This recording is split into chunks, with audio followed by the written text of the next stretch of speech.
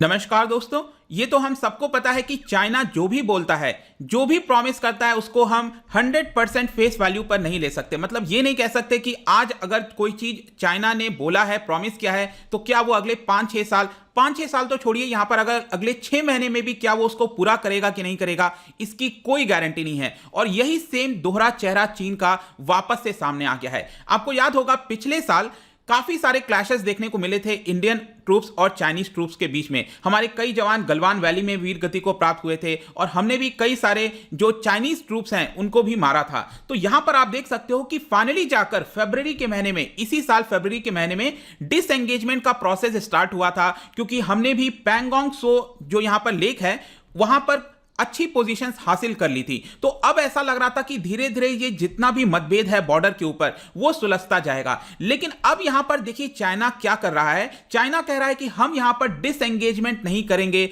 हम यहां पर डी एस्केलेशन करेंगे। यहां पर आप देख सकते हो China changes track, plays hard ball on Gogra hot springs deescalation. तो ये जो गोगरा हॉट स्प्रिंग है, ये एग्जैक्टली यहां पर हुआ क्या था, क्या चीज है ये? डी एस्केलेशन ही चाइना क्यों करना चाह रहा है, डिसएंगेजमेंट क्यों नहीं करना चाह रहा है, दोनों में डिफरेंस क्या होता है, भारत का यहां पर क्या कहना है, आपको बहुत जानकारी मिलने वाली है इस वीडियो में। तो चलिए आगे बढ़ते हैं। मैं हूं अंकित अग्रवाल और अपडेट के लिए आप मुझे फॉलो कर सकते हैं इंस्टाग्राम, फेसबुक और ट्विटर पर। मेरे लेक्चर की हर पीडीएफ आपको फेसबुक पर तो मिलेगी, प्लस साथ में आप मेरा टेलीग्राम चैनल ज्वाइन कर सकते हैं by searching Ankit Agarwal official. और जैसा कि आपको पता है यूपीएससी के एग्जाम्स आ रहे हैं, अगर आप अपनी प्रिपरेशन कर रहे हो इस साल, अगले साल, जब भी आप हमारी कोर्स को ज्वाइन कर सकते हैं, विजिट कर सकते हैं हमारे वेबसाइट या फिर हमारे जो एंड्रॉयड ऐप है उसको डाउनलोड कर सकते हैं, जिसके माध्यम से आपकी तैयारी काफी अच्छे से हो सकती है। चलिए देखते हैं एग्जैक्टली यहां पर क्या हो रहा है।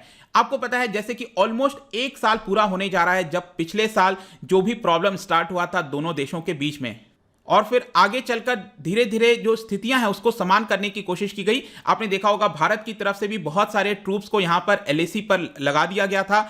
और फिर आ गया विंटर में आपको पता है कि बहुत ज्यादा दिक्कत हो जाती है, वहां पर हिली रीजन है, काफी ऊंची है। तो यहां पर क्या हुआ है कि विंटर अब धीरे धीरे समाप्त हो गया, ऑलमोस्ट अब खत्म होने के स्टेज पर है, हो ही चुका है विंटर।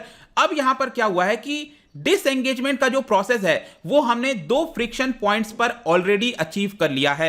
2 फ्रिक्शन पॉइंट कौन से हैं? आप यहां पर ध्यान से देखिएगा, ये आपको LAC यहां पर दिख रहा होगा, line of actual control. Although हमारा ये पूरा एरिया हम इसको मानते हैं, लेकिन यहां पर जो लाइन ऑफ एक्चुअल कंट्रोल है इसमें आपको देखने को मिलेगा कि कई सारे ऐसे पॉइंट्स हैं जहां पर दोनों देश के जो ट्रूप्स हैं वो वहां पर मौजूद हैं और फ्रिक्शंस देखने को मिल रहा है। ऊपर आप देख सकते हो जो देप्सांग प्लेन है, दौलत बेग ओल्डी वाले पूरे एरिया के अंदर, वहां पर गलवान वैली आपको पता ही है, इधर हॉट स्प्रिंग, इसके बारे में मैं अच्छे से चर्चा करूंगा। हॉट स्प्रिंग का लोकेशन ध्यान रखिएगा, बेसिकली ये जो पैंगोंग सो आप नीचे देख रहे हो ना, ये वाला जो लेक है पैंगोंग सो, नॉर्थ बैंक और साउथ बैंक। तो यहां पर तो हमने डी एस्केलेशन जो डिसएंगेजमेंट है उसको कर लिया था। फरवरी के महीने में जो टॉक्स हुआ था उसमें जो जितने भी ट्रूप्स वगैरह थे उनको धीरे धीरे करके पीछे भेजा जा रहा है, राइट।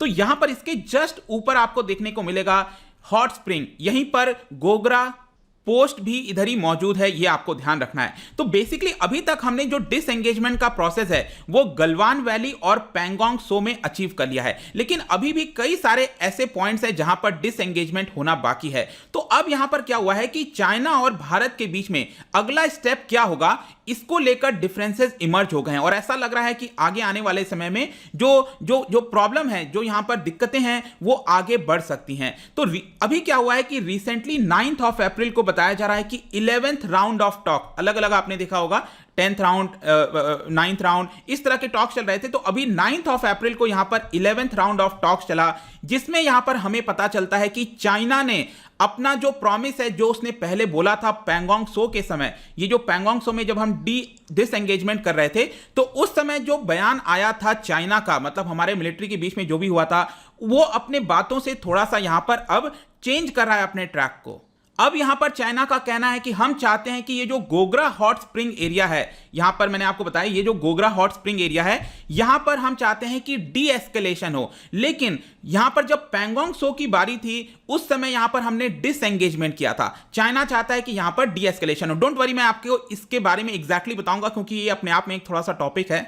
और इसी को लेकर जो लेटेस्ट राउंड ऑफ टॉक हुआ है 9 अप्रैल को, यहां पर दोनों मिलिट्रीज के बीच में, दोनों सरकारों के बीच में थोड़ी सी दिक्कत अब देखने को मिल रही है। तो एग्जैक्टली पहले समझते हैं कि जो गोगरा हॉट स्प्रिंग एरिया है एग्जैक्टली हुआ क्या था। तो देखिए पिछले साल गलवान वैली, पैंगोंग त्सो, यहां पर जब चीजें खराब हो गई थी, उसके बाद मई के महीने में पिछले साल गोगरा वाले इलाके में भी यहां पर चाइना एंटर कर गया था। गोगरा वाला इलाका बेसिकली आपको वापस से मैं दिखाता हूं मैप में, ये वाला एलएसी है और ये पैंगोंग त्सो, जैसा मैंने आपको बता दिया, उसके जस्ट ऊपर ये जो हॉट स्प्रिंग देख रहे हो आप, यहीं पर गोगरा पोस्ट भी है। दोनों है, मैं आपको और अच्छे से दिखाऊंगा। तो बेसिकली क्या हुआ था कि ये जो एलएसी है यहां पर, इसमें आपको देखने को मिलेगा PP15। PP15 क्या है? बेसिकली पेट्रोलिंग पॉइंट 15, और इसी को कहा जाता है गोगरा पोस्ट। ठीक है, ये गोगरा पोस्ट होता है। उसके जस्ट नीचे ये वाला आप एरिया देखो, यहां पर हॉट स्प्रिंग दिख रहा होगा। मतलब ओवरऑल ये पूरे एरिया को हम कहते हैं गोगरा हॉट स्प्रिंग। तो यहां पर क्या था कि जब चीजें खराब हो गई थी पैंगोंग त्सो और गलवान वैली में,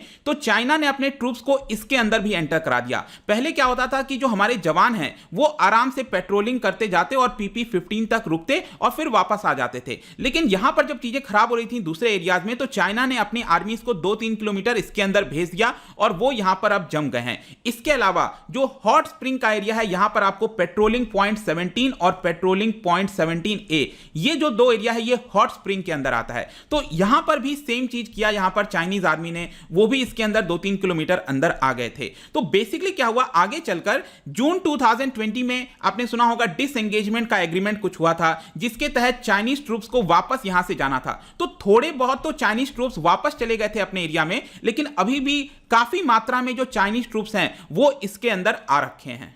ऑल्दो इसका मतलब ये नहीं है कि भारत पहले से, देखिए भारत का परमानेंट ऐसा कोई बेस नहीं था, लेकिन हम आराम से यहां पर, क्योंकि हम मानते हैं कि एलएसी इधर से गुजरता है, तो यहां पर हमारे जवान पहले पीछे रहते थे, तो एक तरह का बफर जोन बना रहता था। तो हमारे जवान यहां तक जाते थे और फिर यहां से रिटर्न आ जाते थे।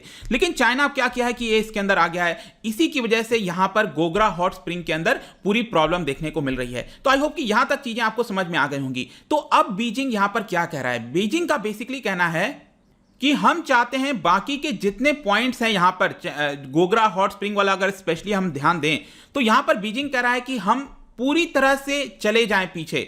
मतलब कि बीजिंग का कहना है, ध्यान से सुनना मैं क्या कह रहा हूं, बीजिंग चाहता है कि यहां पर डी एस्केलेशन किया जाए और भारत चाहता है कि हम डिसएंगेजमेंट करें। अब सोचो क्या होता है यहां पर, देखो यहां पर मैं कहता हूं कि सपोज ये वाला पूरा एरिया, लेफ्ट साइड में आप पूरा ये एरिया देख रहे हो एलएसी पे, तो चाइना का ये कहना है कि जितने हमारे ट्रूप्स आ गए हैं दोनों साइड से, क्योंकि हमने भी वहां पर ट्रूप्स भेज दिए हैं, जो PP15 मैंने अभी आपको मैप वगैरह में दिखाया, ऐसा थोड़ी है कि सिर्फ चाइना ने अपना ट्रूप्स भेजा हुआ है, हमने भी अपने ट्रूप्स यहां पर भेज दिए हैं। तो चाइना अब ये कह रहा है कि पूरी तरह से आप अपने ट्रूप्स को पीछे भेज दो, एकदम जहां पर एकदम पहले था, और जो चाइना है वो कह रहा है कि वो भी एकदम पीछे भेज दो अपने ट्रूप्स को। लेकिन भारत कह रहा है कि नहीं, यहां पर हमें स्टेप वाइज चलना होगा। भारत का कहना है कि हमें यहां पर डिसएंगेजमेंट करना होगा। डिसएंगेजमेंट क्या होता है कि एक स्लो प्रोसेस होता है, मतलब कि एक बार धीरे धीरे पहले वाले थोड़े पोजीशन पर पीछे आए, फिर भारत के ट्रूप्स यहां पर पीछे आएंगे, उसके बाद जिस तरह से आपने पैंगोंग त्सो में देखा ना कि एक एक करके छोटी छोटी टुकड़ों में जो आर्मी एक एक करके टैंक्स पहले जाएगा, फिर बाकी के ट्रूप्स इधर से जाएंगे, ये भारत का मत है। लेकिन यहां पर चाइना कह रहा है कि नहीं, जितने ट्रूप्स आए थे सभी को एक बार में भेज दो। अब आपके मन में यहां पर सबसे पहला क्वेश्चन आएगा, ये तो अच्छी बात है कि चाइना चाहता है कि पूरे ट्रूप्स भेज दो, लेकिन इसमें चाइना की एक बहुत बड़ी चाल हो सकती है। बेसिकली मैं अगर मैं आपको बताऊं तो चाइना की तरफ यहां पर जो इंफ्रास्ट्रक्चर है, ये जो आप देख रहे हो ना यहां पर, चाइना का इंफ्रास्ट्रक्चर काफी बेहतर है यहां पर, और हमारे यहां पर इंफ्रास्ट्रक्चर इतना ज्यादा बेहतर नहीं है धीरे धीरे चीजें बिल्ड हुई हैं लेकिन उतना बेहतर नहीं है। अब इसकी वजह से क्या होगा, कल के डेट में अगर पूरे ट्रूप्स अगर हम पीछे कर लेते हैं तो चाइना अपने वापस से ट्रूप्स को जल्दी ला सकता है और वापस से उस एरियाज को कैप्चर कर सकता है। और यही प्रॉब्लम है डी एस्केलेशन और डिसएंगेजमेंट में। भारत चाहता है कि डिसएंगेजमेंट किया जाए, और जैसे जैसे डिसएंगेजमेंट होता जाएगा हम चाइना के साथ और बातचीत करके, एग्रीमेंट करके वापस से डी एस्केलेशन कर देंगे। जैसे चीजें एकदम पूरी तरह से पीछे जानी चाहिए वैसा ही होना चाहिए, भारत का भी ये कहना है। लेकिन भारत पहले चाहता है डिसएंगेजमेंट हो फिर डी एस्केलेशन हो, और इसी को लेकर मतभेद हो गया। जो लेटेस्ट मैंने आपको राउंड ऑफ टॉक बताया ना, 9 अप्रैल को 11th राउंड ऑफ टॉक हुआ था दोनों मिलिट्रीज के बीच में, इसी को लेकर मतभेद हो गया। और यहीं पर इसीलिए मैं आपसे कह रहा हूं कि चाइना ने फरवरी के महीने में कहा था कि हाँ चलो हम डिसएंगेजमेंट करेंगे, लेकिन अब वो अड़ गया है कि नहीं, हम चाहते हैं कि डी एस्केलेशन किया जाए। आई होप की चीजें अब आपको क्लियर हो गई हैं। तो अब भारत की तरफ से नेक्स्ट क्या होगा? देखो यहां पर भारत के अंदर चाइना स्टडी ग्रुप बनाया गया है। चाइना स्टडी ग्रुप इन सारी चीजों को देखता है, डिस्कस करता है और फिर डिसीजन लेता है। उसके अंदर जो सबसे इंपॉर्टेंट मेंबर हमारे हैं, आर्मी चीफ हैं जनरल MM नरवणे। अभी रिसेंटली वो बांग्लादेश गए हुए थे, आई थिंक कल आगे होंगे या फिर आज आने वाले होंगे, ऐसा बताया जा रहा था न्यूज में।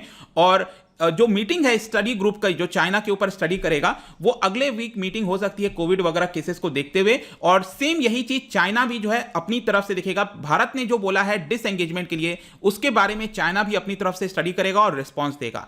लेकिन नेक्स्ट यहां पर आखिरी में क्वेश्चन आता है कि चाइना ऐसा क्यों कर रहा है? क्योंकि फरवरी के महीने में यहां पर वो डिसएंगेजमेंट की बात कर रहा था, अब वो वहां पर डी एस्केलेशन की बात करने लग गया है। तो इमीडिएटली हमें तो पता नहीं है, ये तो चाइना ही बताएगा क्योंकि वही चाइना है। तो यहां पर क्वाड को देखते हुए मे भी हो सकता है, जिस तरह से क्वाड को लेकर डेवलपमेंट हुआ ऐसा अंदेशा जताया जा रहा है। इसके अलावा एक और यहां पर एक्सपर्ट्स के द्वारा बोला जा रहा है कि भारत ने कुछ डिसीजंस ऐसे लिए हैं, जैसे चाइनीज ऐप्स को बैन करना, उसके इन्वेस्टमेंट को काफी हद तक थोड़ा रोक देना। तो हो सकता है कि मे भी चाइना जो है वो कुछ कंसेशन चाहता है डिसएंगेजमेंट के पहले। मतलब वो पहले सिक्योरिटी चाहता है कि जो ऐप्स वगैरह बैन किए हुए हैं उसको थोड़ा सा रिलैक्स किया जाए, और फिर यहां पर वो डिसएंगेजमेंट और इस तरह की चीजों को देखेगा। तो ये अनुमान लगाया जा रहा है। आपका क्या सोचना है इसको लेकर? क्या भारत को करना चाहिए? क्या जो ऐप वगैरह हमने बैन किया था, क्या इसको वापस से स्टार्ट कर देना चाहिए? क्या करना चाहिए? आपका क्या सोचना है? Let me know. I hope कि इस वीडियो के माध्यम से आपको जो भी डाउट्स होंगे, जो भी चल रहा है इस समय, हर एक चीज क्लियर हो गया होगा। जाने से पहले एक इंटरेस्टिंग क्वेश्चन लेकर आया हूं। आपको पता होना चाहिए कि भारत और चाइना के बीच में जो भी मीटिंग्स होती हैं, वो 5 बॉर्डर मीटिंग पॉइंट्स हैं भारत और चाइना के। ठीक है, कुछ आपको लद्दाख में मिलेगा, कुछ आपको सिक्किम, फिर अरुणाचल प्रदेश। तो आपको बताना है इन 4 मीटिंग पॉइंट्स में से कौन सा मीटिंग पॉइंट अरुणाचल प्रदेश के अंदर है। इसका जो राइट आंसर है आपको पता ही है, मेरे इंस्टाग्राम पर तो आपको मिलेगा ही। अगर आप इंस्टा पे नहीं है कोई बात नहीं, टेलीग्राम से भी आप इसका राइट आंसर ले सकते हैं। मैं कई सारे MCQs यहां पर डालता रहता हूं, स्टोरीज के फॉर्म में आप जाकर प्ले कर सकते हो। अगर आप मुझसे इकोनॉमी पढ़ना चाहते हैं, कोई भी कोर्स परचेस करना चाहते हैं, स्टडी IQ ऐप पर जा सकते हैं। आई होप कि वीडियो आपको पसंद आया होगा। मिलता हूं आपसे next time. Till then, thank you very much, see you soon.